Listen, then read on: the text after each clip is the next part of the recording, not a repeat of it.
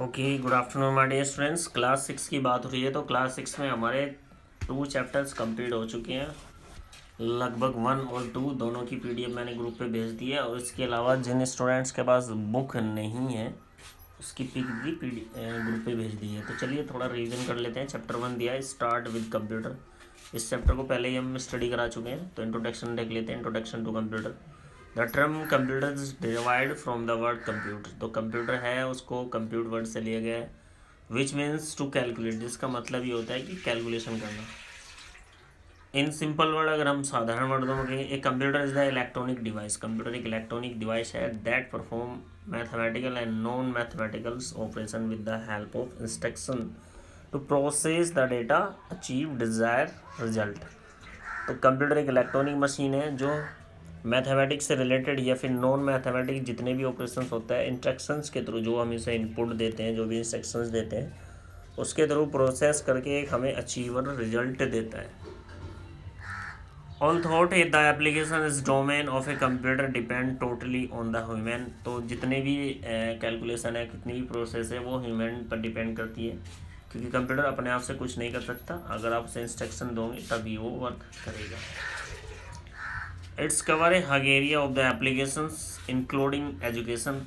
Computer ने बहुत सारे एरिया को कवर किया हुआ है, बहुत सारी एप्लीकेशंस कंप्यूटर के अंदर इन्वॉल्व है। अगर एजुकेशन की बात करें, एजुकेशन है, इंडस्ट्रीज़ है, गवर्नमेंट एरियाज़ है, medicine, science and the research, law and the even music and arts. इसके अलावा म्यूज़िक और आर्ट्स। तो इतने सारी एप्लीकेशंस हमारे कंप्यूटर में अवेलेबल हैं, जिसके थ्रू हम अपना वर्क इजीली कंप्यूटर पर कर सकते हैं।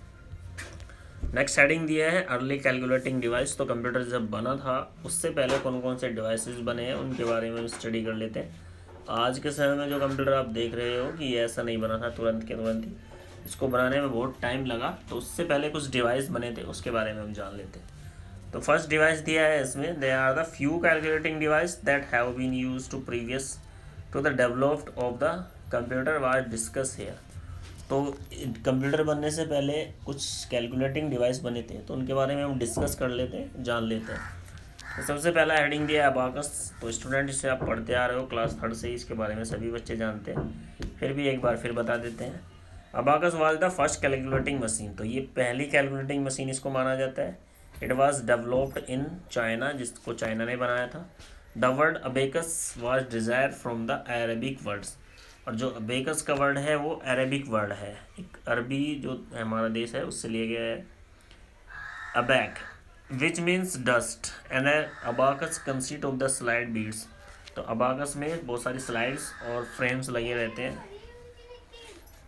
अरेंज उन्हें रैक, और रैक में अरेंज रहते हैं। विच हैज़ 2 पार्ट्स, जिसके 2 पार्ट्स होते हैं, upper and lower. Upper and lower, देखिए ये इमेज है अबाकस की, देख लीजिए, इस तरह लगे रहते हैं।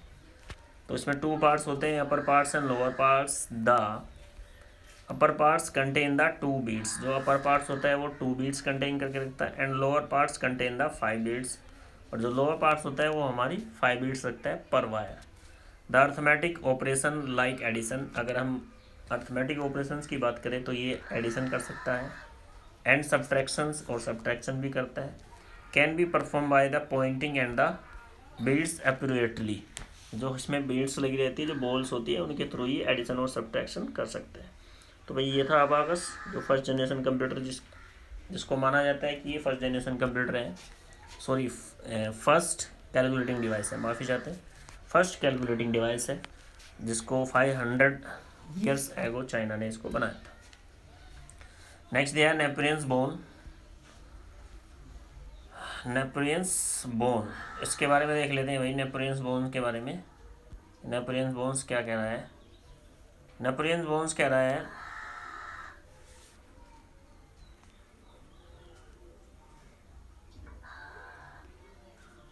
John Napoleon was the Scottish mathematician and inventor. तो जॉन नेपोलियन साहब थे जिन्होंने नेपोलियन बोन्स को बनाया था। ये स्कॉटलैंड के रहने वाले थे, मैथमेटिशियन और इन्वेंटर थे, एक साइंटिस्ट थे। Napier is the famous for creating mathematics logarithm. और ये फेमस हुए किस लिए, अपने मैथमेटिक्स लॉगरिथम के कारण। And create the decimal points, और इन्होंने डेसिमल पॉइंट्स को भी क्रिएट किया था। इन 1964 जॉन नेपियंस मेड 1964 में जॉन नेपियर ने बनाया था इसको, किसको? नेपोलियन बोन को। क्या था इसमें देख लीजिए। More complicated computer machines called the Napoleon bone, जो लगभग कंप्यूटर कॉम्प्लिकेटेड मशीन थी। दिस वाज द रिमार्केबल, ये एक याद रखने हैं, भूलने लायक बात नहीं, एक रिमार्केबल है। Invention as the enable to the perform the multiplications and the divisions operations by the converting them into simple addition and subtraction operation. Napoleon also play the keys role in the development of the logarithm. तो इनकी जो machine थी Napoleon boss, इनका एक बहुत बड़ा important role है logarithm के बारे में। लॉगरिथम एक मैथमेटिशियन चैप्टर्स है, एक मैथमेटिशियन फॉर्मूला है जो आपको आगे मैथ में पढ़ने को मिलेगा 9th और 10th में। तो ये रिमार्केबल इनकी रिसर्च थी, मतलब याद रखने योग्य इनकी रिसर्च थी, बहुत ज़्यादा खास थी। तो इसमें जैसे कि अबाकस था, उसमें तो हम एडिशन और सब्ट्रैक्शन कर सकते थे, लेकिन इसमें जो इन्होंने बनाई थी नेपोलियन बोन, इसमें एडिशन सब्ट्रैक्शन हम दोनों कर सकते थे। नेक्स्ट चलते हैं Pascaline. Pascaline Blaise Pascal scientist थे। Blaise Pascal was the French mathematician, ये फ्रांस के रहने वाले थे, एंड फिलोसफर, और एक दार्शनिक भी थे, फिलोसफर भी थे। Pascaline is one of the first mathematic calculator. तो पास्कल ने जो है पहला मैथमेटिक कैलकुलेटर भी बनाया था। Pascal interest in the calculating में have to come from the desire to assistant his father with the numerous calculation required to his दोस्त। उन्होंने कैलकुलेटर इसलिए भी बनाया था, इनके फादर एक जॉब करते थे, उनके लिए भी इन्होंने बनाया था। डिपार्टमेंट ऑफ टैक्सेस, जो टैक्सेस डिपार्टमेंट होते हैं, इनकम टैक्सेस डिपार्टमेंट होते हैं, उनमें इनके फादर जॉब करते थे, उनको देखते हुए भी इन्होंने कैलकुलेटर का निर्माण किया था। In about 1642 pascal develop a calculator called arithmetic और Pascaline.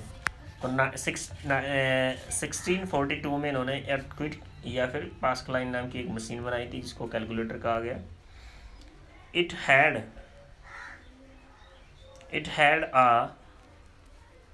complex arrangement of wheel gear, इसमें क्या क्या लगा था? एक व्हील लगा था और गियर्स लगे थे। एंड विंडोज़ फॉर डिस्प्लेइंग, और डिस्प्ले के लिए एक विंडोज़ भी लगी थी जो नंबर्स को डिस्प्ले करती थी। It was operate by the series of dial, और ये डायल सीरीज के थ्रू ऑपरेट होता है। जैसे हमारे पुराने टाइम पे टेलीफोन होते थे ना, जैसे हम कोई भी नंबर डायल करना, 1 डायल करना है तो 1 प्रेस करेंगे, इसको घुमाएंगे, तो इस तरह के गियर्स लगे थे इसमें। अटैच टू द व्हील, जो गियर्स थे वो व्हील से अटैच थे। With each wheel having the 10 segments, यानी कि हर व्हील पर 10 नंबर थे, from 0 to 9। On it's conformance when a wheel made a complete turn, जब एक व्हील को आप पूरी तरह से घुमा देते थे तो एक नंबर डायल हो जाता था। The wheel on the left advance by the 1 segment indicator about the dial display in the correct answer. तो व्हील आपको डिस्प्ले भी करता था कि ये पूरा तरह से टर्न हो गया है। जैसे हमारा ओल्ड टेलीफोन था, आपने देखा भी होगा बच्चों, जैसे हमें 9 डायल करना है तो 9 को प्रेस करके घुमाना होता था, तो इस तरह का था ये।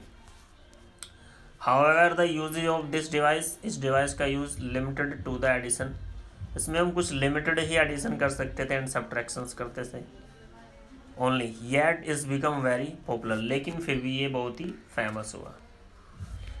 तो ये थे कुछ अर्ली कैलकुलेटिंग डिवाइस। आगे बात कर लेते हैं भाई, आगे क्या दिया है इसने? आगे दिया है इसने इवेल्युएशंस ऑफ कंप्यूटर, कंप्यूटर का evaluations. The computer as we see around us the result of deep research, जो आज के समय में हम कंप्यूटर देख रहे हैं वो ऐसे नहीं बन गया, बहुत मेहनत लगी इसको, बहुत रिसर्च लगी बनाने में, एंड डेवलपमेंट, इसके डेवलप के लिए। The stage of evaluations can be divide into the 5 generation. तो कंप्यूटर की स्पीड को देखते हैं, उनकी किस किस समय उनको बनाया गया, कौन कौन से डिवाइस लगाए गए और हटाए गए, तो इस तरह से उन्हें 5 जनरेशन में डिवाइड किया गया है। The brief history of this evaluations discuss below, तो नीचे हम इस छोटी सी हिस्ट्री इस इवेल्युएशंस की पढ़ लेते हैं। तो जैसे कि हमारा दिया है भाई first generation computer, first generation computer हमारा 1940 to 56 वैक्यूम ट्यूब। तो जब हमारी फर्स्ट जनरेशन आई थी वो 1940 से 56 तक आई थी, जिसमें वैक्यूम ट्यूब का यूज़ हुआ। वैक्यूम ट्यूब लगने से क्या होता था, इस जनरेशन के कंप्यूटर काफ़ी बड़े होते थे, लगभग एक रूम जितने, और बहुत ज़्यादा गर्मी और बहुत ज़्यादा इलेक्ट्रिसिटी भी लेते थे, और इनमें मशीनी लैंग्वेज का इस्तेमाल होता था इनको समझने के लिए, बाइनरी लैंग्वेज का इस्तेमाल नहीं होता था। तो बेचा पढ़ लेना इसको, आज के लिए तो केवल इतना ही, फर्स्ट जनरेशन पढ़ लेना। उम्मीद करता हूँ समझ में आया होगा। कि भी किसी स्टूडेंट को कोई प्रॉब्लम हो एग्ज़ाम से रिलेटेड तो पर्सनली मुझे फ़ोन करके भी पूछ सकते हैं। तो आज के लिए इतना ही, थैंक यू।